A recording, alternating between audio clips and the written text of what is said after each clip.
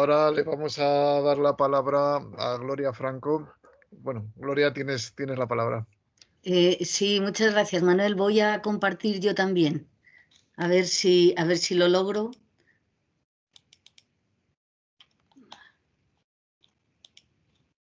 ¿Se está viendo ya? ¿Se ve? Se ve perfectamente. Vale. Bueno, pues a ver.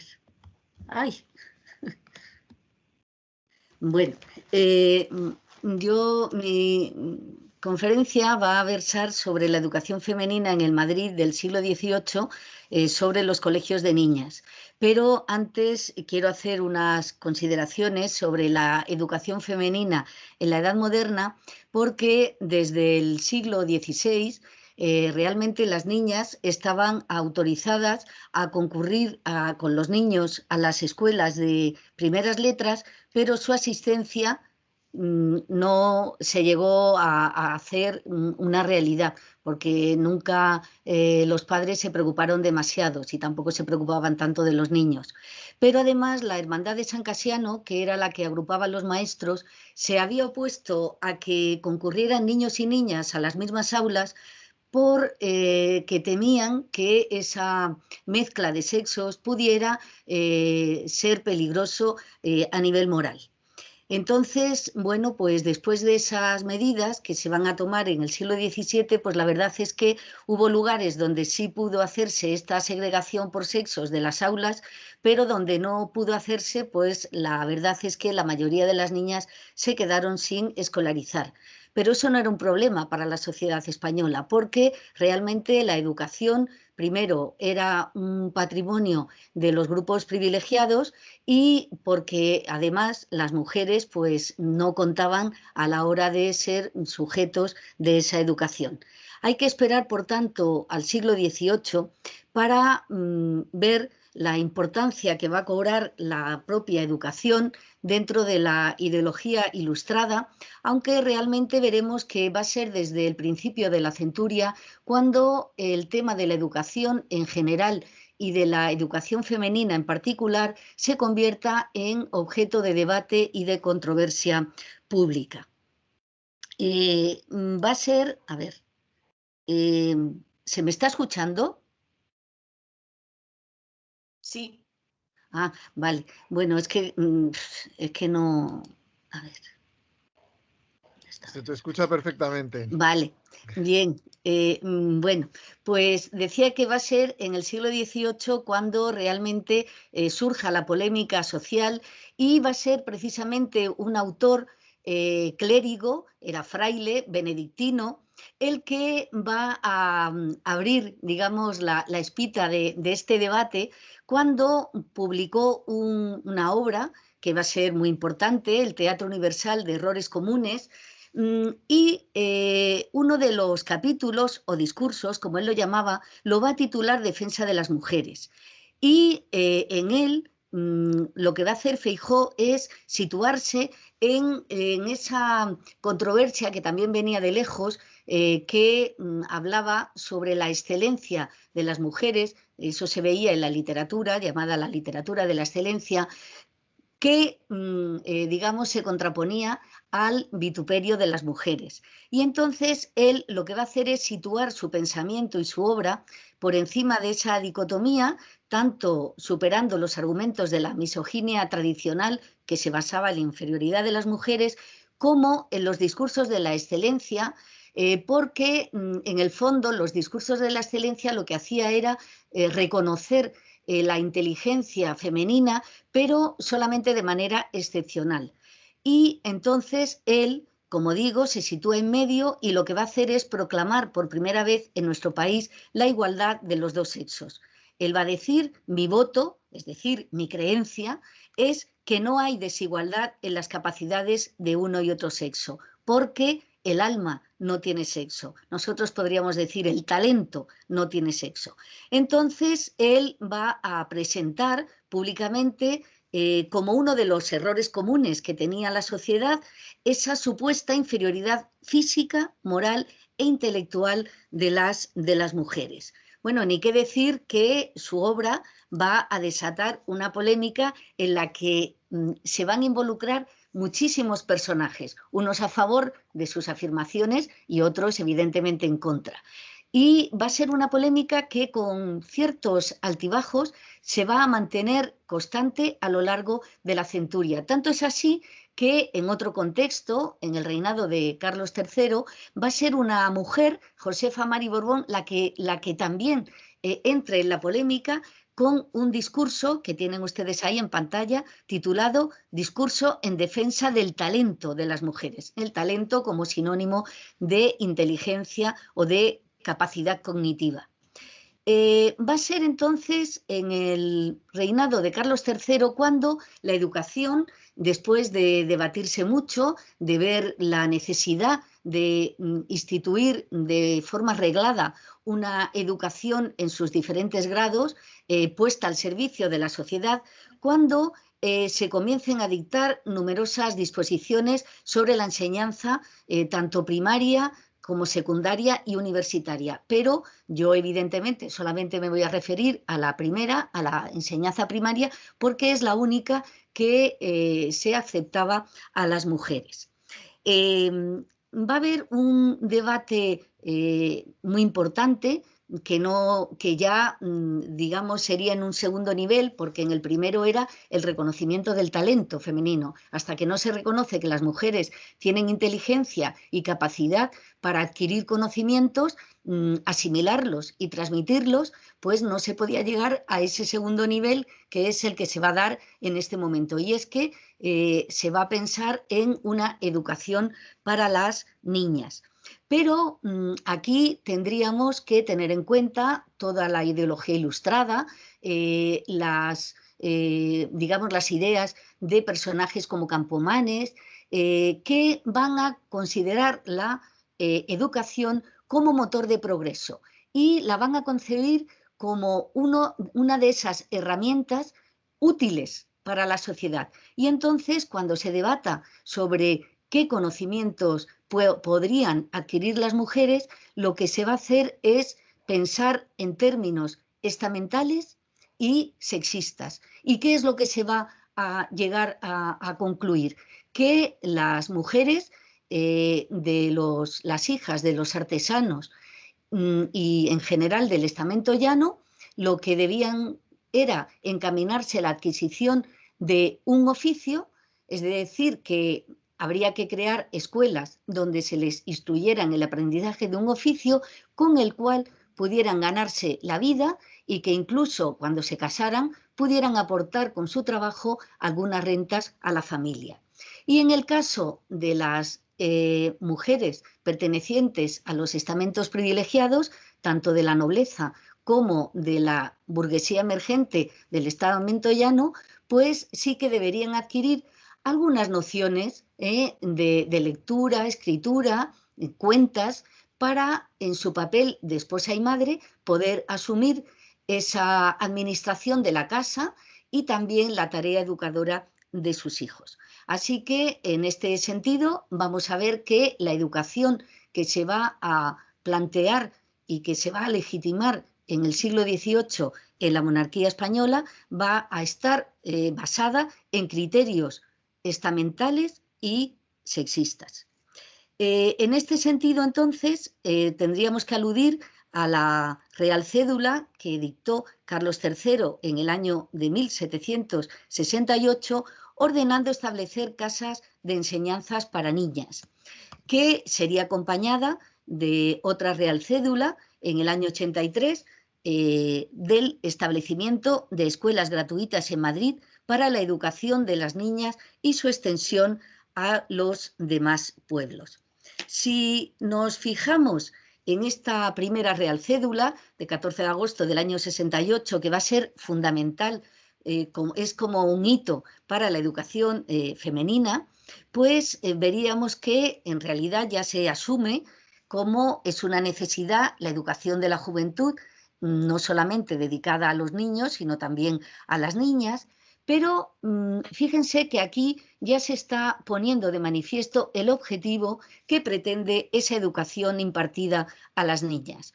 como van a ser madres de familia, van a tener en sus manos la tarea educadora de sus hijos. Ahora, también en términos de utilidad y buscando el bien público, la pública felicidad, como nos dice el lenguaje de la época, pues ellas van a tener que ser las futuras educadoras de esos hijos todavía súbditos que después se convertirán en ciudadanos. Y asimismo, pues también se piensa en centros donde al mando de matronas honestas se les dé principios de la vida civil y cristiana y las habilidades propias del sexo. Esto va a ser fundamental porque hemos visto que incluso en el caso de la educación de las infantas, que nos ha explicado Rubén González Cuervo, también qué es lo que ellas han aprendido. Pues eso, nociones de lectura y escritura, música, danza, en fin, pues algo que está bien visto en unas niñas y en unas infantas, claro, con el rango que ellas tenían, pero realmente en ningún momento se habla de poner a su servicio, digamos, literatura científica, etcétera. Entonces, es siempre como una pátina de educación que se va a contemplar a lo largo de todo este tiempo. Digamos que hasta el régimen liberal no encontraremos que la educación como una conquista para las mujeres ya tendrá su correspondencia pues, en instituciones, en legislación, etcétera, etcétera. Ahora lo que se está viendo son esas semillas que se van a ir sembrando y que luego fructificarán, pero que son medidas, digamos, muy puntuales. En 1784 se va a dar una real cédula concediendo a las mujeres la facultad de trabajar en la manufactura y en las artes, lo que va a facilitar ese aprendizaje o esa educación que nosotros llamaríamos hoy formación profesional para las niñas. Y en el año 97, ya con Carlos IV, la creación de la Real Academia de Educación y el reglamento de escuelas de primeras letras. Cito textualmente cómo en estas escuelas se enseñarán las labores propias de su sexo y el conocimiento de religión, costumbres, lectura, escritura y aritmética. En realidad, volvemos a lo que estaba yo diciendo, pero fíjense que aquí también se habla de las costumbres porque realmente durante todo el siglo XVIII la educación se concibe en un sentido formativo en el que la moral está absolutamente presente y una moral imbuida de religiosidad y de religión como es típica de un país como el nuestro, que está totalmente imbuido de la religión católica, pues es normal entender o es lógico entender que el adoctrinamiento religioso y el aprendizaje de la doctrina cristiana mediante catecismos pues fuera una práctica muy normalizada. En el decreto 29 de diciembre de 1809 es de José I, pero ya vemos que se da el establecimiento de una casa de educación para niñas en cada provincia del reino. Es decir, que son ya esos pasos que se van dando para intentar establecer una educación reglada, asumida por el Estado, generalizada en el conjunto de la monarquía. Pero ahora vamos a centrarnos en Madrid y vamos a ver cuáles eran esos colegios que encontramos en la Villa y Corte. Bueno, según el censo de Godoy, que como saben ustedes es el último que se hace en el siglo XVIII, después del de Aranda del 68 y del Floridablanca del 87, en el censo de Godoy encontramos estos datos, que hay escuelas de primeras letras, que son a las únicas que pueden acceder las niñas, y luego a las profesionales, como ya he dicho. Había 33 para niños, que estaban a su frente 65 maestros, y 79 para niñas, con 92 maestras, lo que hacía un total de 3.145 alumnas. Y además de esas escuelas, en las que luego veremos, unas a cargo de la Matritense, de la Sociedad Económica de Amigos del País, otras son escuelas de barrios, etcétera. Vamos a encontrar también algunos colegios femeninos con 387 niñas. ¿Cuáles eran esos colegios? Bueno, aquí hay que decir que, y también muy de pasada lo ha dicho el profesor Rubén González Cuerva, decía que algunas veces las mujeres entraban en los conventos o se llevaban a niñas a los conventos para aprender. Casi siempre era con el objeto de que ellas se quedaran allí, es decir, de que adquirieran la vida religiosa, profesaran los votos, etc. Entonces vamos a encontrar que a la altura del siglo XVIII, en el caso de Madrid, tenemos estos colegios que he puesto entre paréntesis la fecha de su creación o de su fundación para que veamos que van a ir surgiendo también.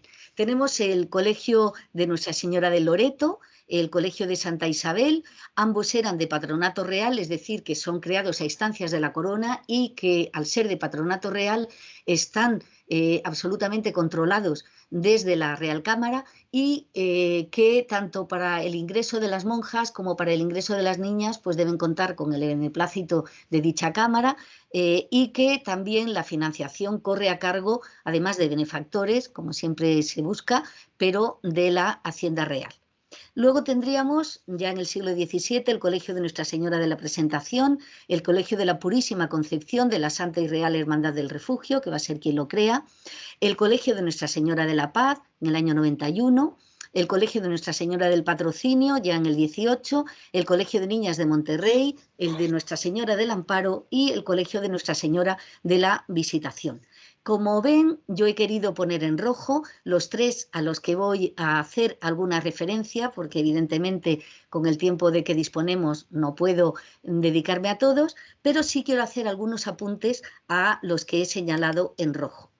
Y les explicaré por qué. Bueno, el Colegio de Nuestra Señora de Loreto fue creado en el año de 1585 a instancias de María de Habsburgo, de una de las infantas a la que ha dedicado su conferencia el profesor González Cuerva, a María de Habsburgo, la que fue emperatriz, casada con Maximiliano II, y que luego vuelve a España y busca su residencia en las Descalzas Reales. Bien, pues María de Habsburgo impulsa la creación de este colegio. Felipe II está de acuerdo y es ella también la que va a financiar la compra de unas casas en la plazuela de Antón Martín para erigirlo. Es un colegio de real patronato, va a ser dotado de constituciones, tiene unas primeras, pero las que conocemos mejor son las posteriores, y estaba pensado para niñas pobres, para niñas pobres, sobre todo huérfanas, de 8 a 12 años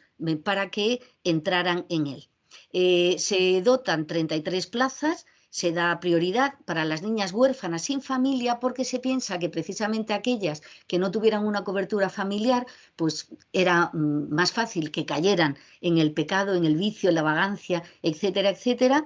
Pero poco a poco, tanto en este colegio de Loreto como en el de Santa Isabel, pues se va a dar entrada a hijas de ministros de los consejos, de militares o de criados de la Real Casa. Incluso más adelante también pues, se dejará que entren las llamadas porcionistas, que no estaban internas, aunque estaban pensados como pensionados o internados, pero como porcionistas que iban durante el día, lo que hoy llamaríamos medio pensionistas. Iban por la mañana y volvían por la tarde. Bueno, se intentaba que tuvieran una alimentación y una vestimenta uniforme para evitar desigualdades y las constituciones son muy ricas en explicarnos qué es lo que se le daría a cada niña diariamente, tanto en alimentación como también a sus madres, se les incentiva de alguna manera para que las lleven, llevarán también una cama, viven en régimen de internado, había 3 tipos de alumnas, numerarias, es decir, las que estaban, como empieza a ser atractivo el llevar a las hijas a este colegio, pues se va a ver algunas que están, digamos, en lista de espera, diríamos hoy, son las supernumerarias, luego las porcionistas y algunas huéspedas. Las huéspedas eran señoras que generalmente viudas, que buscan también hallar su residencia en el convento, retirándose de la vida laica en un momento determinado de su vida. Pero esto va a estar durante un tiempo, porque después se dice que no, que ya no haya huéspedas y que se quede únicamente para las niñas. Los objetivos de la enseñanza, pues enseñanza moral, el fomento de las virtudes cristianas, enseñados a través de la religión y del catecismo, para formar buenas esposas y buenas madres. Y se les va a impartir una enseñanza básica de iniciación a la lectura y escritura, labores de aguja, doctrina cristiana, nociones de geografía y cuentas para saber administrar una casa, algunas nociones de música, aunque debo decir que todos estos objetivos son más ya del siglo XVIII y eran menores en contenidos en época anterior. El Colegio de la Paz es completamente distinto. Fue una fundación también de una mujer. Los tres que voy a decir o a los que me voy a referir son fundaciones femeninas, como hemos visto en el caso del Loreto. Ahora, en el Colegio de la Paz fue una fundación en los años 90 del siglo XVII de Ana Fernández de Córdoba, la duquesa de Feria, para que ella, pensando en la inclusa, en esa casa de expósitos, claro, pues para que al cumplir los 7 años tuvieran un centro donde ir, donde acogerse y donde poder tener algunos conocimientos. Entonces, estas niñas que habían sido expuestas en la inclusa, pues al cumplir los 7 años van a ser llevadas al Colegio de la Paz, igual que los niños van a ser llevados al Colegio de los Desamparados.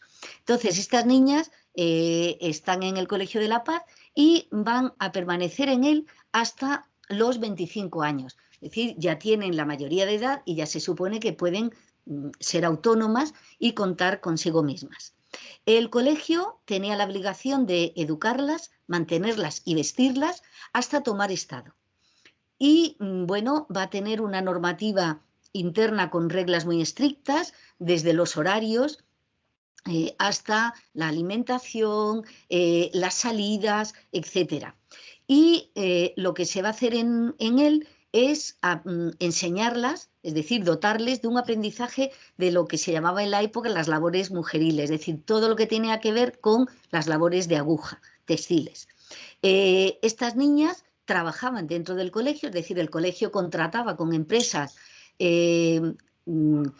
pues, que les suministraban materia prima, ellas las trabajaban y luego se las pagaban. Así el colegio obtenía unos ingresos como financiación para mantener el establecimiento, pero además le daban unas pequeñas cantidades a las niñas que así tenían un incentivo y con ello pues iban haciendo acopio para su dote. Entonces van a aprender esas labores y luego van a poder trabajar dentro del colegio y adquirir unas pequeñas cantidades de dinero. Y además una instrucción religiosa.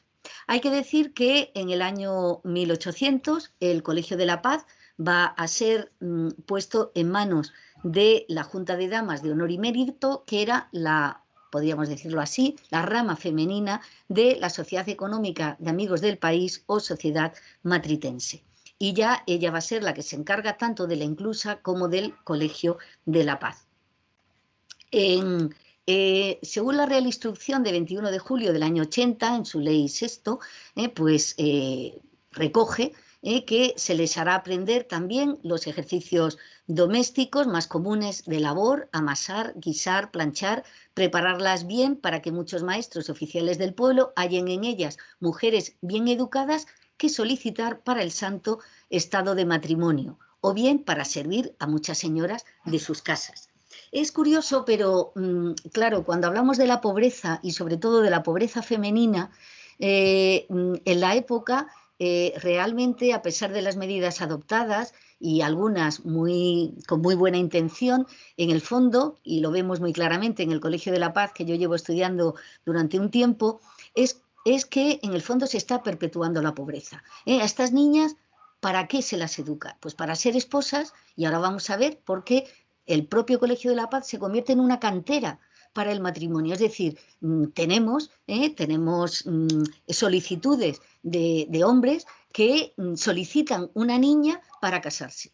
Y bueno, pues como entonces ya sabemos todos que los matrimonios son concertados, pues se concertan estos matrimonios y entonces los hombres que están buscando una futura esposa van a este colegio y la solicitan. Además, luego el colegio las dota muy bien, con lo cual es otro incentivo. Entonces, o bien van a ser mujeres, claro, de hombres que pertenecen al estamento llano o criadas porque no van a tener otra cosa. Es diferente que ya con 25 años, si sabían y han querido una pericia muy grande en el oficio, pues a lo mejor podían encontrar un empleo y tener otras expectativas. Pero en realidad verán qué es lo que se les enseña. Costura, bordados, blondas, redes y encajes, oficios que las niñas aprenderían en cuyas fábricas deberá haber en los hospicios con buenas y hábiles maestras que cultiven las niñas en las buenas costumbres, algo que nunca se dejaba de lado. Y entonces, bueno, las expectativas de estas colegialas era o bien estar en el colegio hasta los 25 años, como he dicho, o ser entregadas a familias particulares para su crianza y educación. Existía la posibilidad de prohijamiento o adopción, la oportunidad de aprender un oficio con el que ganarse la vida al abandonar el colegio, poder conseguir un trabajo, porque igual que he dicho que eran una cantera para el matrimonio, también lo era tenemos muchísimas solicitudes de familias o de personas individuales que buscan una criada, y entonces conseguir un trabajo. Sin embargo, el colegio de Nuestra Señora de la Visitación es todo lo contrario. Es un colegio también creado a instancias, esta vez de la propia reina Bárbara de Braganza, esposa de Fernando VI, que concibió este centro, digámoslo así, en una triple dirección, como colegio de niñas nobles, ahora lo vamos a ver, como convento al que ella poder retirarse si quedaba viuda, si ella moría antes que su marido y quedaba viuda, ya que ella, bueno, pues no la había tenido muy bien. Su experiencia, digamos, en España no había sido muy beneficiosa para ella y entonces pensó en que se debía retirar ahí y también como panteón, es decir, donde ser enterrada, puesto que al no tener hijos, ella no tenía derecho a ser enterrada en el Escorial. Así que como colegio, convento y panteón, ella va a formalizar una escritura de fundación real, lo va a colocar bajo el patronato regio, lo va a financiar con una serie de rentas y ella lo va a concebir para la buena educación y crianza de las niñas nobles. Ella no está pensando en la educación generalizada como hacía Campomanes para las niñas del estamento llano, sino que ella está pensando más bien en las niñas nobles. Niñas nobles que hasta este momento habían encontrado la educación en el seno de su casa, de su familia, a través de ayos, preceptores, etcétera. Muchas veces incluso preceptores y ayos que eran de sus hermanos, pero a los que se les permitía que se les enseñara también la misma instrucción o parecida instrucción que a sus hermanos. Ella idea la creación de este colegio en el año 46 y como en España no existía ninguna orden religiosa femenina cuyo objetivo principal fuera la tarea educativa, pues se dirige a Annecy, a la orden salesa, a la orden de la Visitación, que había sido creada por San Francisco de Sales y Juana Fremier de Chantal, y pide al convento matriz de esa orden que les envíe a una serie de monjas porque ella tiene este proyecto y efectivamente se las envía. Se mandan a unas monjas que vienen a Madrid, se establecen en una casa en el Paseo de Recoletos, mientras que se inicia la construcción del futuro colegio convento. Y empiezan a tener algunas alumnas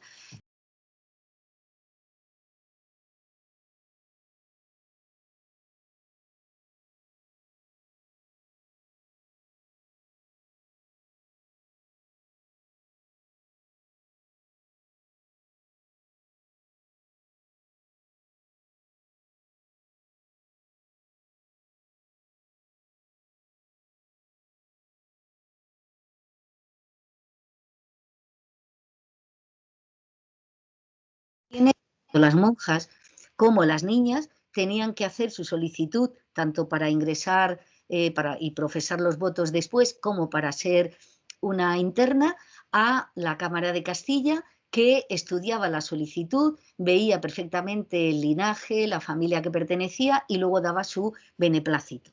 El plan de estudios pues no difería mucho del que vamos a encontrar a nivel general, era lectura y escritura, nociones de gramática y ortografía, las 4 reglas.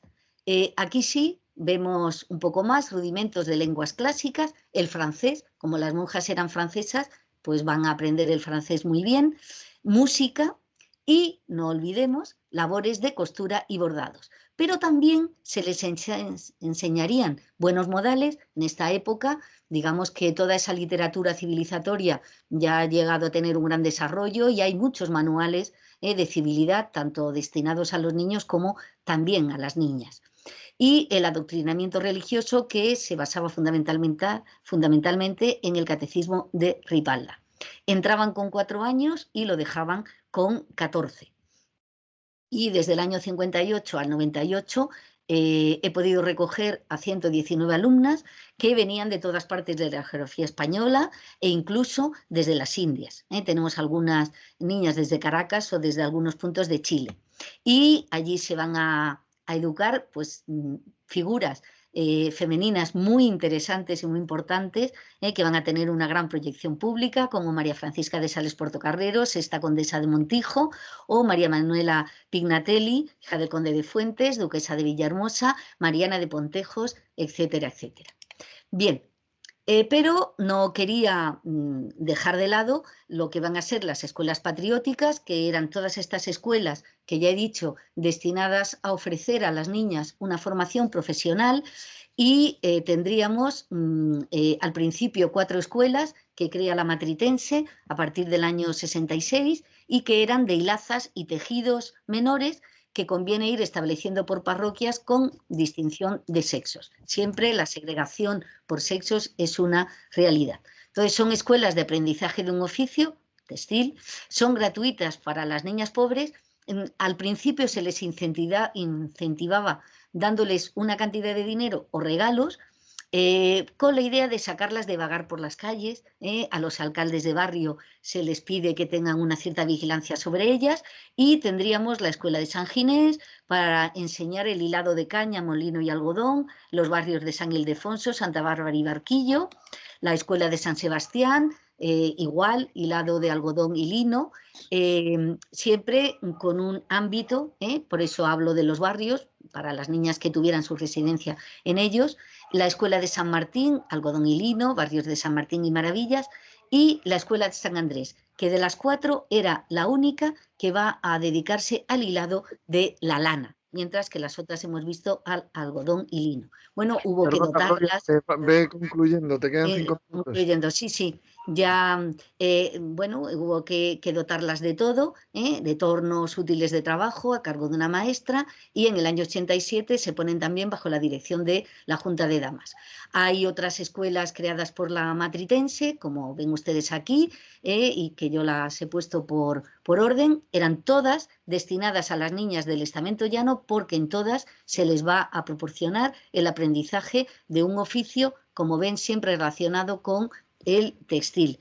Y he entresacado un poquito, con esto acabo, la escuela de educación, porque aquí ya sí se está pensando más bien en la lectura y escritura, porque en estas solamente aquellas niñas que eran muy listas y que la maestra viera que tenía posibilidades de aprender, se le enseñaría la lectura, porque fundamentalmente era el aprendizaje de un oficio. Bueno, pues hay otras de las diputaciones de barrio, pero con esto pues querría acabar. Sin embargo, para concluir, decirles que la educación, digamos que el acceso a la educación por parte de las mujeres significa el primer punto en la larga marcha hacia la emancipación femenina, y que todavía en el antiguo régimen pues se van a dar los primeros pasos muy importantes, porque socialmente origina una polémica que va a tener sus frutos, pero que hasta el régimen liberal no será una realidad, y ya de ahí pues otras conquistas que nos sitúan en lo que estamos hoy. Muchas gracias.